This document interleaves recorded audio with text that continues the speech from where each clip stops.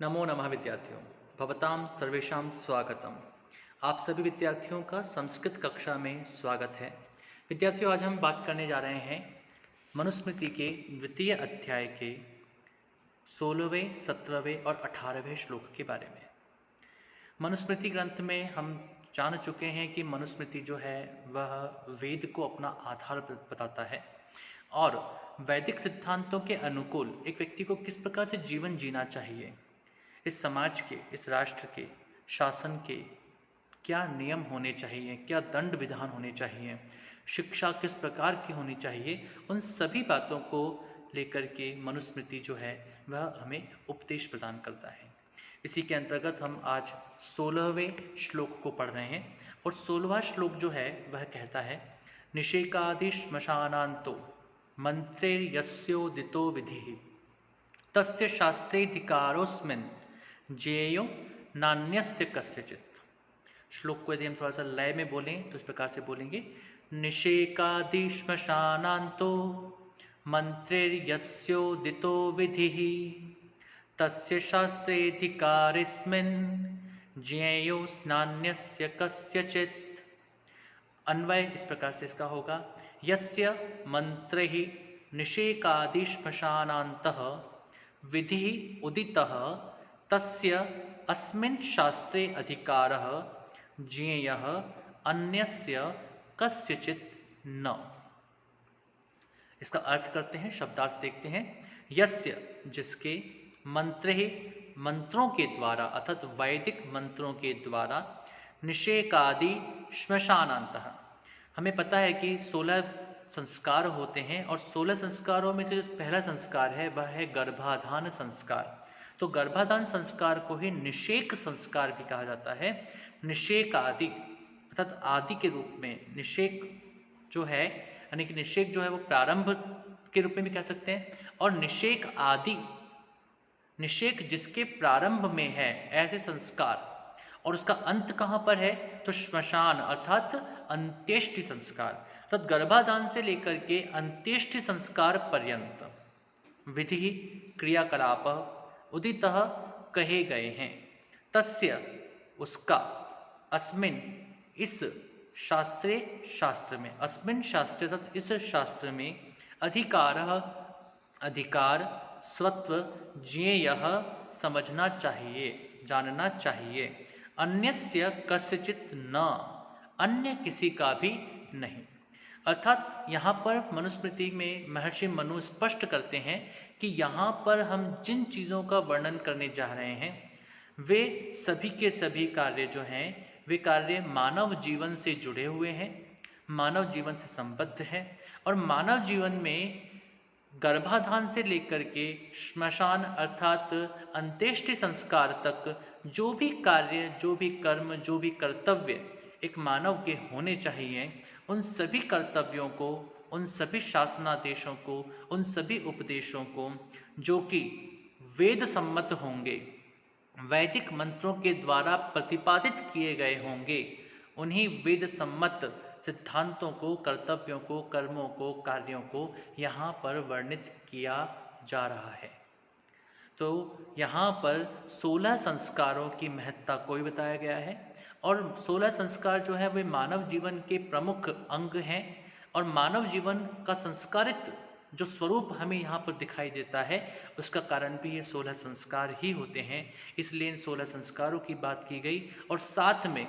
महर्षि मनु के द्वारा स्पष्ट किया गया कि जो भी यहाँ पर बात कही जा रही है वह बात वेद सम्मत है, वैदिक सिद्धांतों के अनुकूल है।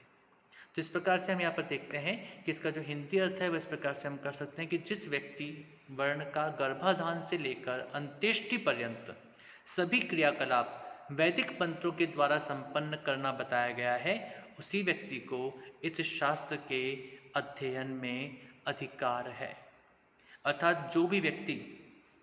गर्भाधान से लेकर के और अंत्येष्टि पर्यंत सभी क्रियाकलाप वैदिक मंत्रों के अनुकूल करते हैं, तस्य शास्त्रे अधिकारः, उसी का इस शास्त्र में अर्थात मनुस्मृति शास्त्र को पढ़ने में, उसको जानने में और उसके अनुसार आचरण करने में अधिकारः, अधिकार है। न अन्यस्य कस्यचित्, जो वैदिक सिद्धांतों के अनुकूल आचरण नहीं करता, जो वैदिक सिद्धांतों के अनुसार अपने जीवन का निर्वहन नहीं करता है, ऐसे व्यक्ति को इस शास्त्र में भी अधिकार नहीं है, अर्थात वह इस शास्त्र को पढ़ करके अपने जीवन को उन्नत दिशा की ओर अग्रसर करने का अधिकारी नहीं है। हमें पहले वैदिक सिद्धांतों के अनुकूल विचार करना शुरू करना चाहिए, वैदिक सिद्धांतों को अपने जीवन का अंग बनाना चाहिए, और उसके पश्चात ही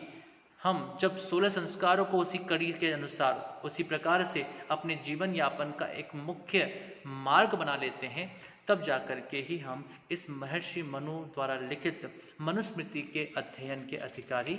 होते हैं। इसी के बाद जो अगला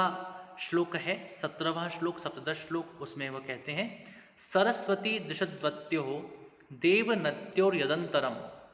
तम देव निर्मितम देशम ब्रह्मावर्तम प्रचक्षते। अर्थात वे कहते हैं कि जो धर्म का स्वरूप हमने आपको बताया, उसके प्रमाण के बारे में बताया, उसकी परिभाषाओं के बारे में बताया, अब जो इस धर्म के अनुसार आचरण करने वाले स्थान के बारे में भी बताने का यहाँ पर बात कर रहे हैं। तो वे कहते हैं कि सरस्वती दिशद्वत्यो देवनद्यो यदंतरम तम देव निर्मितम देशम ब्रह्मावर्तम प्रचक्षते। सरस्वती दिशद्वत्यो, इसका अन्वय इस प्रकार से होगा सरस्वती दिशद्वत्यो देवनद्यो यदंतरम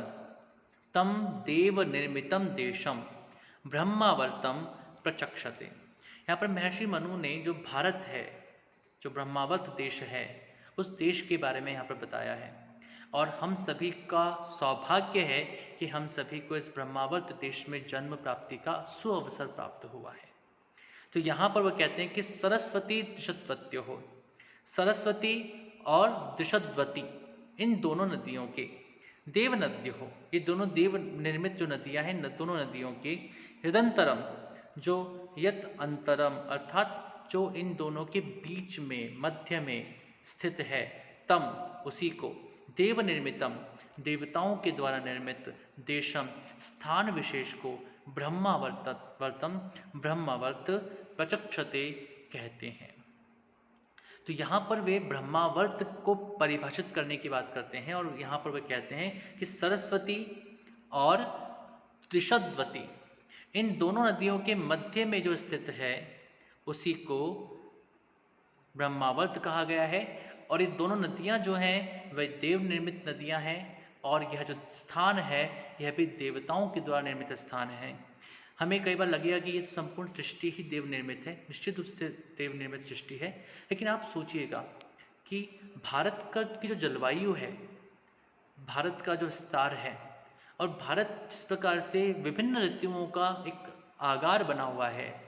खजाना बना हुआ है, उस तरह से हम मान सकते हैं कि भारत का जो ये पुण्य भूमि है, ये निश्चित रूप से मानव जीवन के लिए बहुत अनुकूल है। यहाँ पर 6 ऋतुओं का जो संसार हमें देखने को मिलता है। हम विश्व में अनेक स्थानों पर जाएं और वहाँ मालूम करें तो वहाँ की जो जलवायु है, वह जलवायु कुछ निश्चित मौसम के साथ ही पूरे वर्ष में बंधी होती है। लेकिन भारत ही एक ऐसा देश है जिस देश की जो जलवायु है उसमें इतनी विविधता देखने को मिलती है। यहाँ पर वानस्पतिक विविधताएं देखने को मिलती है, और यहाँ पर मानव जीवन के अनुकूल मौसम हमको देखने को मिलते हैं। अतः निश्चित रूप से भारत जो है वह देव निर्मित है, और मनुष्यों के लिए यह निश्चित रूप से एक प्रकार का स्वर्ग है। और यही बात यहाँ पर हमें जानने को मिली है, और यहाँ पर इसे ब्रह्मावर्त कहा गया है, अर्थात यह ज्ञान का आगार भी है, ब्रह्म का आवर्त भी है। इसलिए इस देश की प्रासंगिकता और महत्ता संपूर्ण विश्व में अधिक होती है। इसी के पश्चात अगला श्लोक जो है 18वां श्लोक, उसमें वह कहते हैं तस्मिन् देशे य आचारः पारंपर्य क्रमागतः वर्णानां सांतरालानां स सदाचार उच्यते। यहाँ पर सदाचार क्या होता है, उस सदाचार को बताने के लिए महर्षि मनु लिखते हैं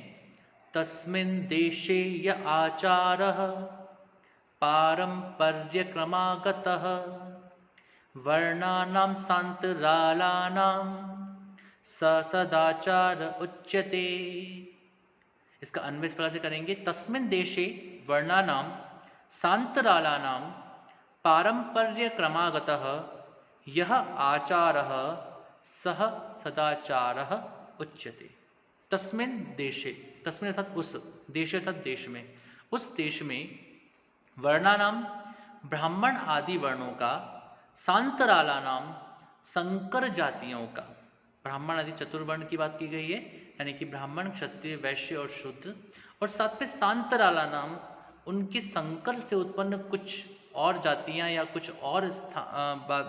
मानवीय प्रवृत्ति को अपन यहाँ पर शामिल कर सकते हैं। पारंपर्य क्रमागत है, वे परंपरा से समागत, यह जो आचार, आचार या व्यवहार, सह वह, सदाचार सदाचार उच्यते कहा जाता है।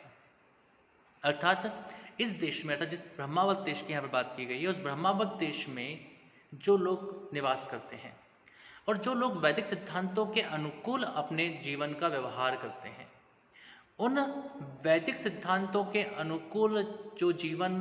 निर्वहन कर रहे हैं, उन वैदिक सिद्धांतों के अनुकूल जीवन निर्वहन करने वाले 4 वर्ण, ब्राह्मण, क्षत्रिय, वैश्य और शूद्र,